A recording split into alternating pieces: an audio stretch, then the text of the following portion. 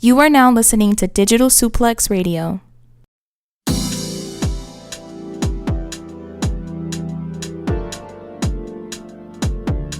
Shit to talk about. We got your reactions to our CM Punk clips. We have a lot of feedback from TikTok. We got some new subscribers on YouTube, so a lot of things been going on. We're gonna talk about some stuff that happened in this past couple weeks in wrestling. But first, we got to give a big RIP, rest in peace, to the GOAT. Antonio Inoki has sadly passed away. I just want to read something here. Is Yahoo Japan reporting that Antonio Inoki has passed away at 79 years old. Inoki has been battling health issues in recent years. He's one of the biggest names in the history of Japanese wrestling and a major name in the entire culture. He's considered one of the biggest names ever in the history of professional wrestling, pretty much the Hulk Hogan over there. Or, I mean, if one could say the Antonio Inoki everywhere, you know what I mean? He began in wrestling in 1972 when he founded New Japan Pro Wrestling, remained as the owner of the promotion until 2005 when he sold his controlling shares to Yuke's video game company, entered politics in 1989 and was elected to the Japanese House of Councilors, serving from 1989 until 1995. His legacy is far-reaching. He's trained several wrestlers such as Akira Maeda, Bad News Allen, the first Tiger Match, Keiji Muto, Shinsuke Nakamura. And if I try to read these fast, I'm gonna fuck up. But we give a big rest in peace to Antonio Inoki. Very sad news, but he lived a very promising life though. Inoki, Boombaye, man, Boombaye. Yeah. He went toe to toe with Muhammad Ali. Yes. Yeah, Historic moment. he was all about kind of bridging the gaps, like with wrestling as a sport and crossing into like other entertainment. Areas. Yeah, and like entertainment and like just the nature of like combat sports, like what we understand about pro wrestling and even MMA like today is because of the influence, like kind of just the mind of Antonio Inoki, the way that he presented pro wrestling, the way that he understood wrestling, the way that we see that today with wrestlers like Bryan Danielson, just like the Blackpool Combat Club is straight from the philosophy of Antonio Inoki as presenting wrestling like this, this legitimate combat sport. And like, that's man, can't say enough about Inoki. Yeah. So that's a huge loss to wrestling. I feel like that's one of like the pillars of like just the entire sport in general. You know what I'm saying? Yeah. Definitely rest in peace to him. Wrestling is not what it is today if it wasn't for Antonio Inoki.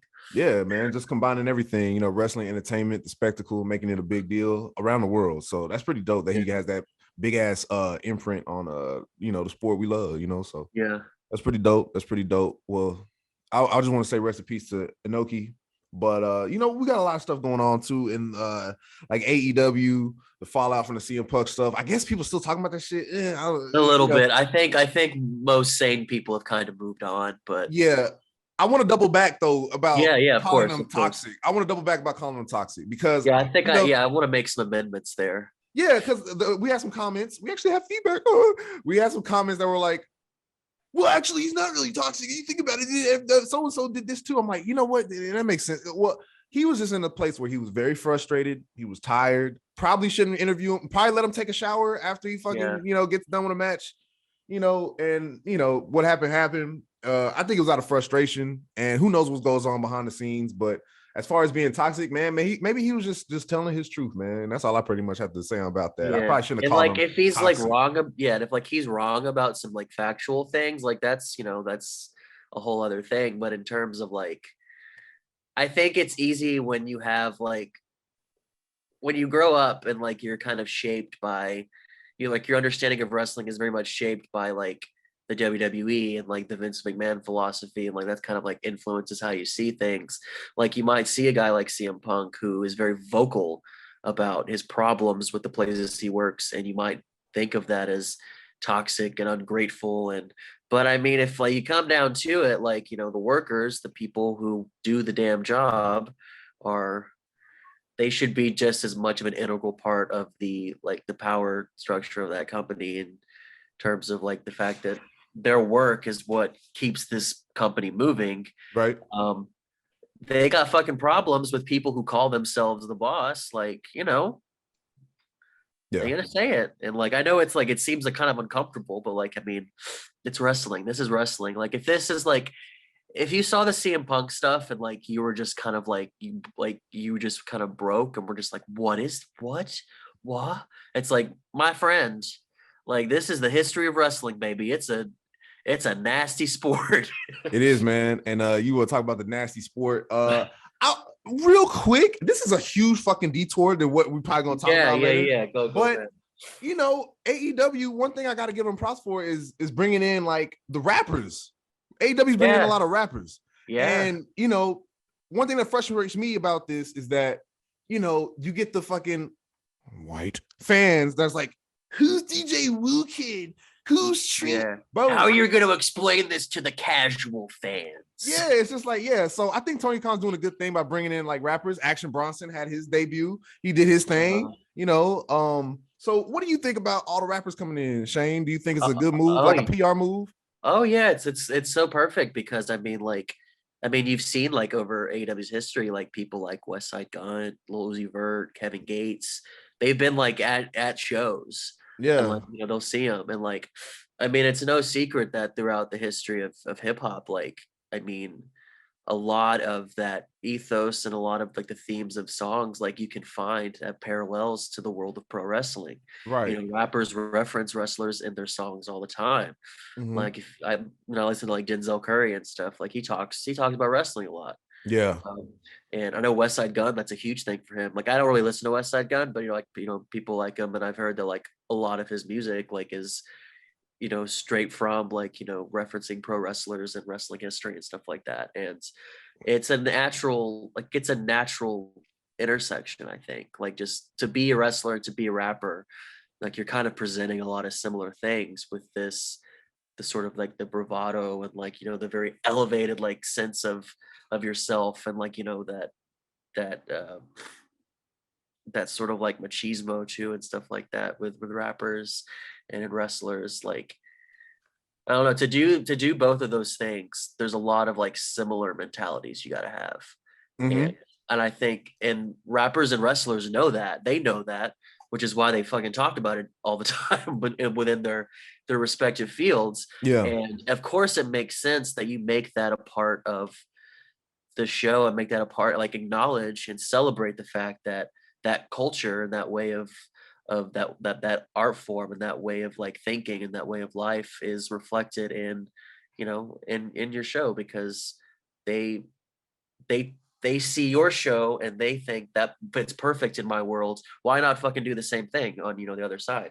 Yeah. And like on Rampage last night, I don't know if you saw it, but like they had a little brief like clip from Swerve when he was at Rolling Loud last weekend. Right. And they showed him like at the festival and stuff like that. And I was like, that's great. You need to absolutely do that. Mhm. Like have wrestlers go to these like events, these like hip hop shows, like, you know, as you know, as fans and as, you know, guests, and like, you know, really highlight that relationship, because it's really important. Like music, because music and wrestling in so many genres and so many scenes totally intersect, and hip hop is a huge one.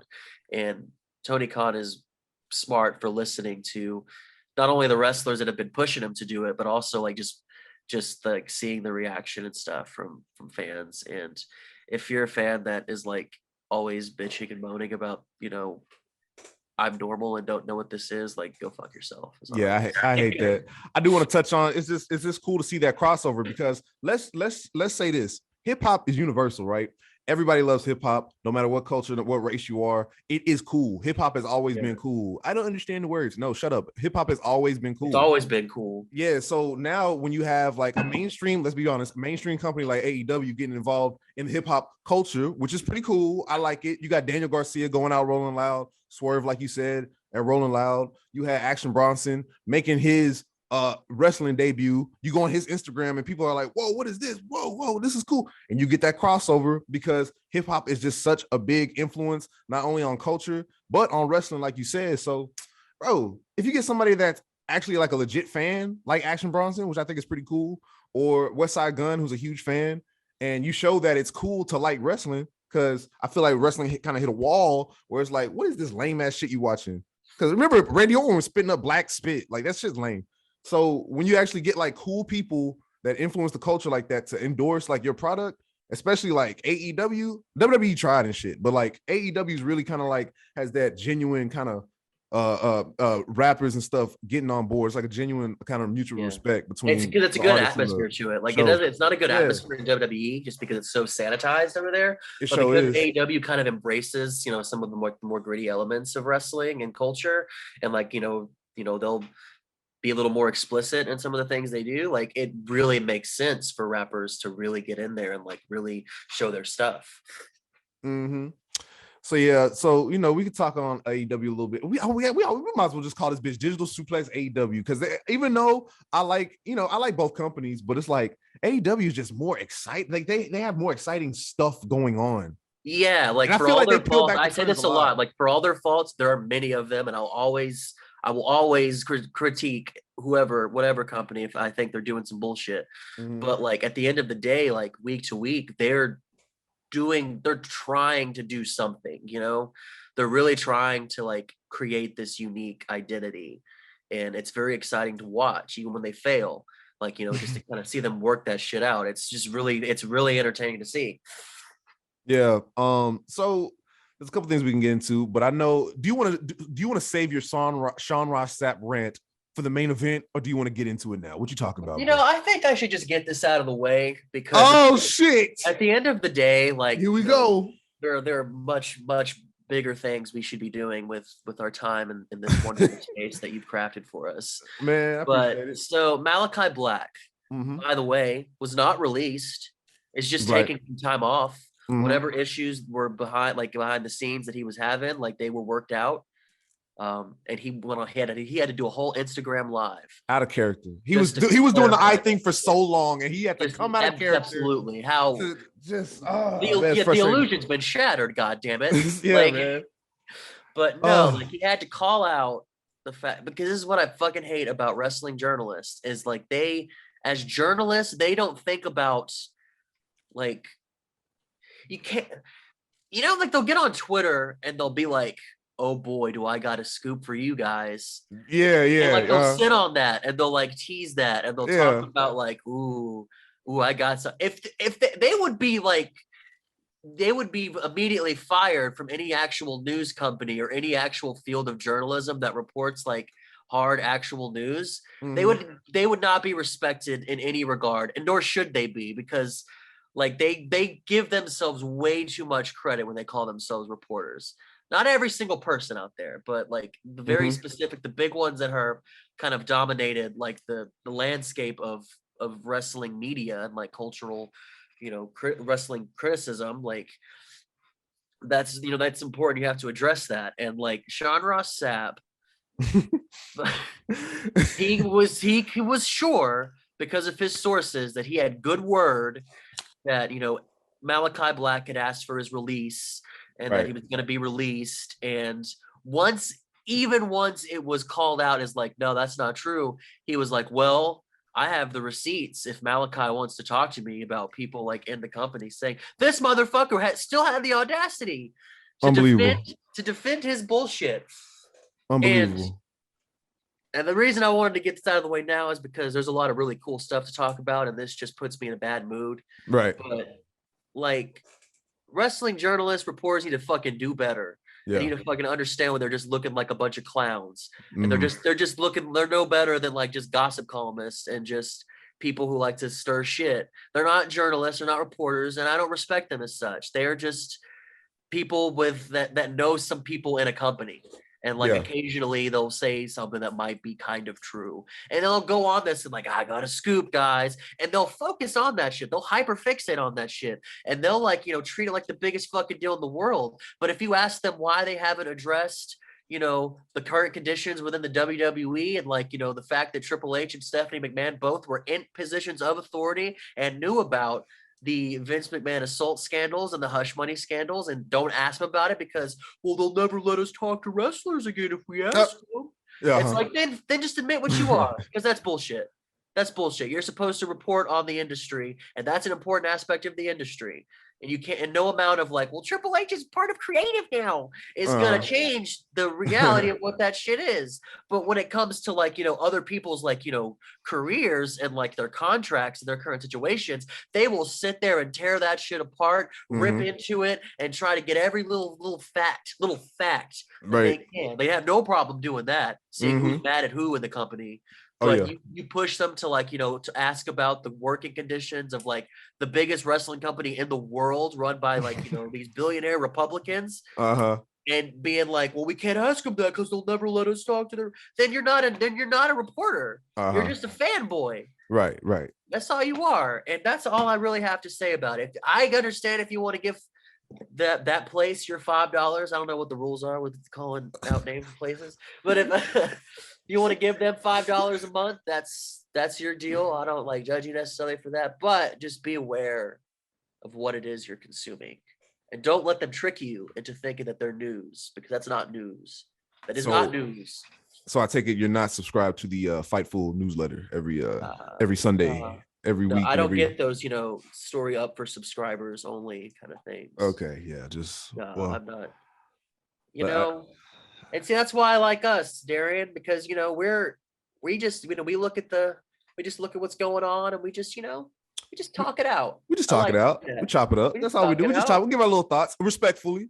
You know what I mean? And as fans, as loving fans that love that. As fans, like who do kind of feel like they learned a lot about this industry over the years and can kind of give some pretty valid insight. Yeah, man. Pretty soon we're gonna be certified wrestling journalists if all plans go. And once that happens, I'll probably sell out. I'm gonna be shilling for AEW. Okay, got you. I'm gonna be doing just nothing but PR. Okay. Yeah, well, that's why there's two of us. I will forget our roots. I will forget where got you. From. Everything, all the humble beginnings and everything. Yeah, okay, cool. The relationship is over. Got you. Okay, cool. Yeah. Well, thanks for being upfront. Speaking of being upfront, do you like how Tony Khan kind of like flexed that he cares about his employees on Twitter, talking about, by the way, everybody who's out in the Hurricane Ian with the remnants of it, hope y'all doing all right. But Tony Khan kind of flexing like he cares, saying, hey, if you didn't get my email, you probably will see this tweet that a bunch of millions of other people see. So he was just saying, like, if y'all in Florida, just stay home. If y'all need any help. And I mean, the things to flex, it's probably not the worst thing. You know what I mean? I just think it is corny. It's still funny. It's still a Tony Khan move. You know what I mean? It is very Tony Khan move. I mean, yeah, because there's obviously like some, because when he does stuff like that, like even though it's like maybe not necessarily a bad move on his part to like let the people know that like, so like, because it's kind of like like a public statement in a way, but it's that Tony Khan way, where he's. There's a sort of like Khan-ism about it. So like, yeah, I totally see that. But like, I think it's still like, given the history of like, wrestling owners and their employees, Vince McMahon, it's like, I feel like he probably thought it was important to like, once again, try to differentiate himself from the other crop of like wrestling, promoters that have more or less like fucking get here kind of attitude about it. Like they're living rent free in his head. Yeah. Like even at Saudi Arabia, remember? Like he was like, well, this is the real crown. What's his voice? Well, this is the real crown jewel. Yeah, the only crowd you'll be seeing isn't going to be in Saudi Arabia. Yeah, some shit like that. Yeah, man, something like that. Yeah, very Tony Khan, still very like wrestling promoter, like carny shit. Like I mean, it's very political. Like he's clearly like it's. Yeah. But at the same time, like even within that, like it probably doesn't hurt to like make a public statement, especially because like a lot of your workers live in Florida. Like it's another way to like build goodwill with the fans, and I can see that for what it is. And so like I guess it's not the worst thing to like be a weird Tony Khan about, like right of all the things he does get really weird about. I'm like, I guess it's cool to let your workers know and like let the people know that hey. You stay safe out there, even though that's like the most bare minimum thing you could possibly do. Like it's a fucking hurricane, obviously. Like people aren't gonna be able to make it. Yeah, that's how fucked up the workforce is in America. Yeah, like, hey, really the boss wished me well during this tragic storm. Awesome. Yeah, like you somehow now get points for doing the like absolute bare minimum, which is just like maybe don't make your workers travel during a fucking hurricane. Wow, that's an all right dude, man. He said, "Hope they do Yeah, okay." like I mean, and it's a way because and like that's how bosses get people to shill for them all the time. Is like, well, but look at the good thing that I did for Remember you. that pizza party? I know y'all remember that goddamn pizza party. Yeah. I Do got I do y'all. nothing? Yeah, Do I do nothing? I got y'all cheese and supreme. Yeah, it's one of those little things, and you know, but you can take the I guess you can take the W for it because I think people liked that. And Mhm. like the same thing with like with Moxley, whenever you asked for not Oh exactly yeah, he asked for like time off because he needed to deal with his alcohol abuse, and Tony Khan made a public statement there, and like right. while Oh that's yeah, yeah, good, you're right. while that is good thing, it also makes you wonder like just about like we really are patting people on the back for like doing the absolute bare minimum for their workers, and like maybe we should just like instead of like giving people points when they do it, like just make it like fucking expect it. Like that should be a fucking expectation that like, oh yeah, if your workers like we shouldn't even have to think about that. Whether or not like, the alternative. We shouldn't even Right. have to think about it being that way. But that's how shitty, like you said, how shitty working is in this country has become that like even when a boss like does the most bare minimum like act of human decency, Yeah, it's for like, real. oh my God, what a Yeah, wonderful boss. bro. He gave me, Wow. bro. I would have the sniffles, and he bought me some tissue. Oh Yeah. man, I'm definitely coming Yeah. in Saturday. You know what I Yeah. mean? So that's kind of how I feel about that. So yeah, it's like it's goofy, but I guess like if you're trying to like take the positive in anything, like probably not a horrible thing to do, but Hmm. again, that says more about what we've come to expect of bosses than Yeah. it does like the actual act of doing that. Well, man, I'm gonna make a little executive order on the show. I think we're gonna start a new segment. This is gonna be Okay. called Oh, I think we should have some more segments. well-defined segments. I Right. like Okay. that. So maybe we could do the working title while we record. So it's gonna be like a thing where like, damn, that wrestler go hard. Let me tell y'all about them. Like wrestler spotlight, something. I don't know. Like, Yeah. Well, here's the untitled wrestler spotlight of the week for me, because recently I saw the match between Jamie Hayter and Willow Nightingale. Oh my Lord, have mercy. Put the title on Jamie. Put the That's title on Jamie. Put the title and give Willow a win. yeah. Why the Give fuck me she some ain't fucking won W. nothing? Get her some dubs, bro. First, I'm gonna start with Jamie Hayter because I know she was kind of like, remember when Dana Brooke and Charlotte were a thing? It was like Charlotte and Dana Brooke. She was kind of playing like the second fiddle to Britt Baker, I think, or something like that, right? No, Reba was. I don't really keep up with the women's storylines like that at first when an AEW first popped off, but Jamie Hayter has one of the like best move sets. She's one of the strongest, and like I don't remember one time she touched the microphone. Maybe I missed an episode, but like I don't see like She other does than talk, she does talk, but it is pretty rare. Like she's more of a get shit done kind of yeah, worker. we need, if you get her a good character, catchphrase, a good logo for some shirts, she could be the next for TBS championship because Jade is awesome. I think Jade is my girl, but at the same time, I think Jade has like crossover, like super crossover potential. Like she yeah. can be like bigger than just wrestling. Oh yeah, for sure. Like she's gonna be like she's gonna have guest spots in television shows, and Roman Reigns, she's Roman Reigns on some shit. Like as far as like entertainment crossing over, yeah, she's like on some Roman she's Reigns definitely shit. the person you put like on mainstream products to like get the word out there because Oh, like for sure. she Look just at her. Look at her. You know yeah what I mean? she has that. She has that. She has But that oomph. But I was gonna yeah, get back to Jamie yeah, because she wrestled Willow Nightingale, and Willow Nightingale is so dope. I think she's awesome. No, she's my fucking favorite. I love yeah, her. yeah, the like her personality, like her move set as well. Big girl in there, and she can move. You know what I'm saying? Yeah, So I she got like the both of them. pounce, man. She does the pounce, and like Yes, what a yes. Shout out that's Monty Brown. You know what I that's mean? right. So I think those are both two people to look at in AEW that's like Yeah. that's really worth getting behind. I feel like if I was like the booker, which I'm not trying to be, the play fantasy booking, and I don't like fantasy booking. Armchair Booker. Yeah. Booker man, fucking Booker shout out. man. Yeah, what the fuck? I would definitely get a program with those two and with something. Do something with them. That's my shout out for the week. Well, because he's also too because like on Dynamite, like they had like the women's like lumberjack match, and like while we're talking about this because they were involved in that obviously, but like Okay. but Saraya's like whole Saraya. Saraya. We're gonna. This is gonna be about Willow and Jamie, but we got to preface this. We can talk about Saraya too. I got some thoughts on that too. But bro.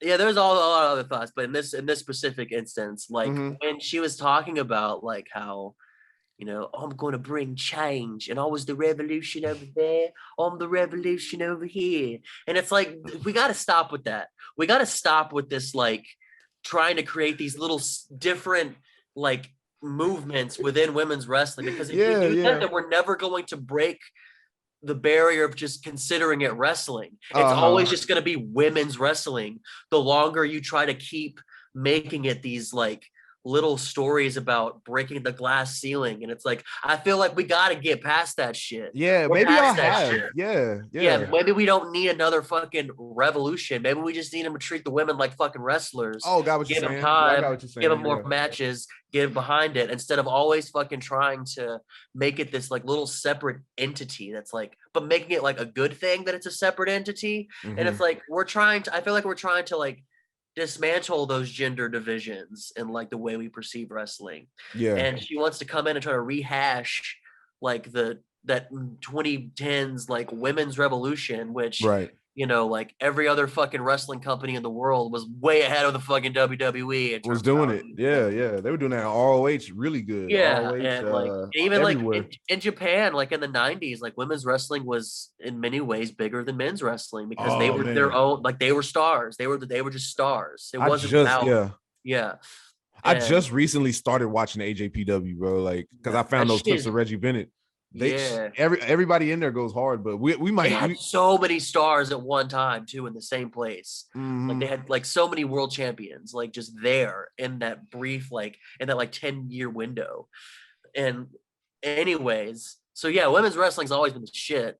And I'm really annoyed when people still try to present it in a separate entity, but it's a cool thing that it's a separate entity, and it's let it just be wrestling, fucking, that's just neither here nor there. But anyways, for that whole segment, that match, it didn't really it wasn't received super strongly live. It was kind of they were kind of for it.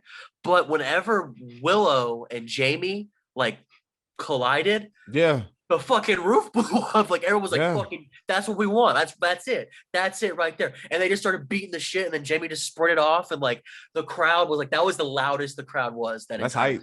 Yeah, that's hype. Yeah, man. And then immediately, so it's well, Rampage, we're making that happen. And that was my main event for me, because that's why I watched it last night. Because I was I got to see that Willow Jamie match, because they both have that same physical style of just being just tough badasses who'll fucking knock your ass out. Yeah. And they come up and and their personalities come in a really unique ways, because Willow does it with this really bubbly, optimistic, and bright kind of personality and attitude, and Jamie's kind of very much a no nonsense, fuck you up type of person. Yeah. Well, I love that contrast. Shane, with that information you just provided, you watched Rampage last night. I can confirm that you pushed them over 200,000 viewers. So thank you. Yes, that's right. So they gained them a viewer, bro. Yeah. But although I don't know that I was included in the actual count, because I watched a stream of it. Okay. Yeah. I watched it. Yeah, that's the least. That's the least I can do, Tony. But I watched it. That's the least I can do, Tony. Shit, I'm trying to watch your shit. Ain't nobody tell you put that shit on Friday night. Well, the network did, but whatever. Ain't nobody got cable anymore. Yeah, who does have cable? That's the thing. Oh, by the way, bro, I think I'm gonna go ahead and just cave in. I think I'm gonna just go ahead and start ordering pay-per-views. I tried to do the streaming thing. It always lets me down. I can never find a I'll do it whenever it's a pay-per-view that I'm not super invested in, but would still, see what happens. But when it comes to the big AEW ones, I'm I just gotta fucking buy it, because I'm not gonna. I know I'm not, because with a lot of them, I know I'm not gonna want to miss it, because again, all the shit that I give AEW, and I will always continue to, they really do their best to put together some good pay-per-view cards. They do. They do. I like them. And you know what another pay-per-view I have to order is Royal Rumble. That's my favorite pay-per-view. I love Royal Rumble. I think I bought it last year, and that was the worst fucking one ever, bro.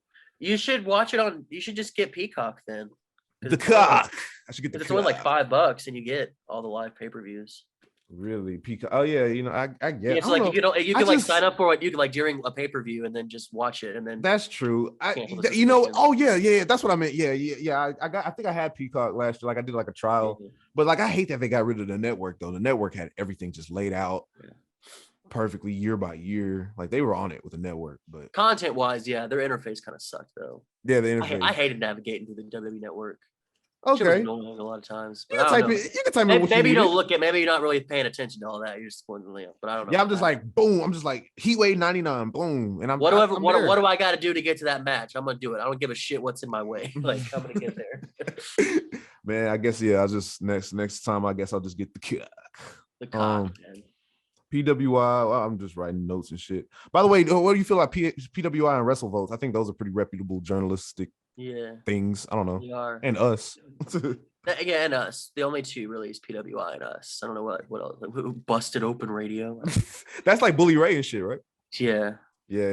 I see him on TikTok because I don't follow him, but like, because I like enough wrestling stuff, I'll see like his little clips. And like he'll post, like it'll be like these like excerpts from his show, and like it's him like giving like this really like definitive like hot take, but they're always like wrong. They're always like, who thinks that? Like that's stupid. Why would you say that? Man, Bully Ray, man, what's wrong with his? Yeah, he and I just viewed wrestling so differently. I think. One more thing I want to get to. We got a little 7 minutes left. Oh shit, we've been burning through it. Yeah. Yeah. We just, time flies when you're having fun, man. Yeah, when you roasting Sean Ross Sapp ass. Yeah. But last thing I want to get to really low key, and I know TikTok people gonna eat this up, bro. It's the White Rabbit thing. Do you like how WWE's doing the White Rabbit kind of like QR code mystery thing? It's gonna be Bray Wyatt, but like, what do you think? Right. I guess. Or is it gonna be? Is it gonna be Bray Wyatt? I don't know. I don't know. I guess it's all right. Oh, you're not digging it. You're not digging it. You don't like how they kind of like. You don't like how they kind of like. Ooh, look. Ooh, I guess it's not. It's not like. I guess I just don't really have a lot of feelings about it one way or the other. Okay. So I don't know. I don't know. I'm not. If I was like 13, I'd be like, oh my god, guys, I saw it. Yeah, like people like to catch Easter eggs. People like feeling a part of something. They like interactive shit. You know what I mean? Like the fans, especially WWE, they want to be part of the show, and so that's a way to make them part of the show. I think it's cool though. I think it's cool. They got the little rabbit, and it's like it's like a little Easter egg. They play the music during the crowd. I think that makes it interactive. They're trying. Yeah. And one thing about WWE, I like their buildups because remember, like Save Us Y2J back in 2006-07.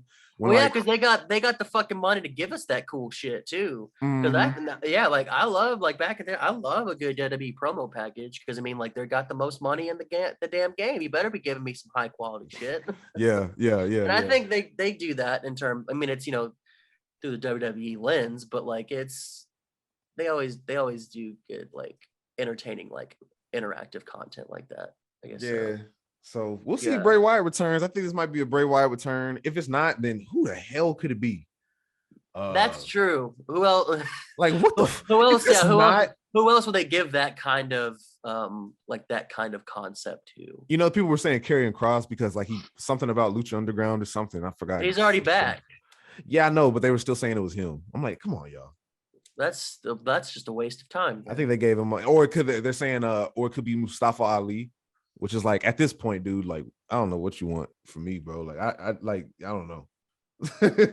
Like I think it might have to be Bray. I think it might have to be Bray.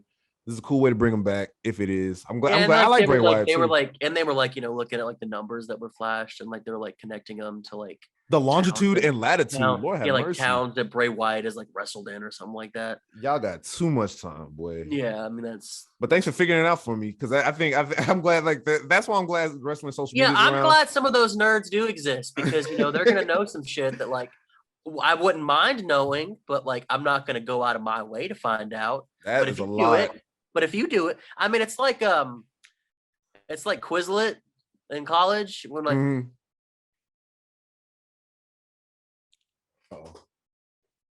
And like I'm not gonna do that shit, but I'll use the free shit you give me. Man, I just think like this is something that's directed at diehard WWE fans. If you're a WWE fan, you're gonna ride and die for them. So you're gonna figure out every single intricate part. I used to do the same thing when I was a kid. I was like, save us Y2J. Wait, slow the video down, bro. That's cool. I like when people are interactive, but it makes it a little creative. That's pretty much all I had.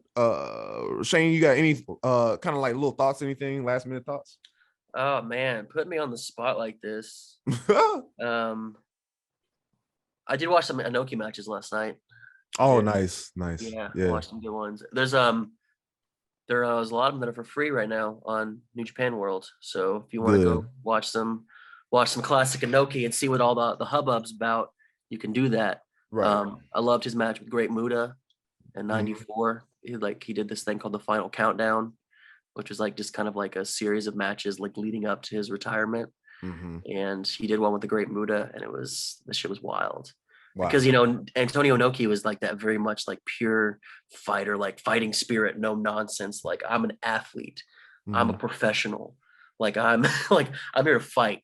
And like Great Muta, his whole like the painted face, the mist, a lot of the spectacle and a lot of like the sort of like supernatural like gimmicky elements like are very much just not what Antonio Inoki was about himself, but the way that he's able to like the way that he embraces it at the same time and like really like adapts to it and like really brings what makes him special to like these characters that he's fighting. It's really fun to watch. It's really cool to watch him like interact with like the characters like the Great Muta or like Bruiser Brody even. My dad's favorite. My dad loves Yeah. Bruiser Brody, bro. Yeah, they got his match up there too, like some of his matches with Antonio Inoki too. Yeah. Wild. Yeah. So Wild. I just gotta say one more time, rest in peace to the GOAT, Antonio Inoki, man. Just Yeah. lives a long, prosperous life. Like I said, did one more appearance for Dark Side of the Ring, man. And he said what he had to say on there, but I think that was probably one of his last. He made another public appearance like kind of recently, and he looked like he lived a long life, So And what a physical presence, just like looking at him. Like yeah, bro. got The strong ass chin, boy. Strong that ass jawline, chin. Crimson damn. chin ass chin, boy. Yeah. Oh, absolutely. God And he damn. got with that towel he got on him too. That's The some real towel. That's what a look, bro. What a yeah. look. Even like in that Dark Side of the Ring, I'm like, God damn, like that's like a powerful presence. Yeah, Like I bet if I was like in the same room, like I would probably feel chills. I Like probably have goosebumps. I probably would actually feel have like goosebumps. some shape because that's like almost a supernatural entity. Yeah. In the room with. That's what WWE thinks Undertaker got. That's what they think. Like Undertaker just like after that little Blue Lives Matter shirt. I don't know, bro. You just another motherfucker. And after all that, like let's just put Mark Calloway in a bunch of shit, and it's like no one liked Mark Calloway. Yeah, they liked the Undertaker. Yeah, Antonio Inoki kept that Antonio Inoki presence about him, didn't he? He did, yeah. So yeah. We're coming out to less than a minute, Mark. Yeah, kids these days in their video games. That's right. Back in my day, we used to shank each other in the shower. Man, we used to just straight up commit abuse in the name of like wrestlers' court. Oh yeah, well, yeah. I miss those days. Back in my day, brother, we used to slap Teddy Long. All right, guys, this has been another episode of Digital Suplex Radio. Been a great episode. Shane and I got some more content coming from y'all soon. Something a little different. We're working on some new stuff. We're figuring out some shit. Brainstorming some stuff. Keep on following us on TikTok. Keep on supporting us on YouTube. Check out the link tree down below. All the same stuff, man. Appreciate y'all so much for listening. It means a lot. And until next time, it's been Darian and Shane. Hey, man, Digital Suplex Radio. We are out.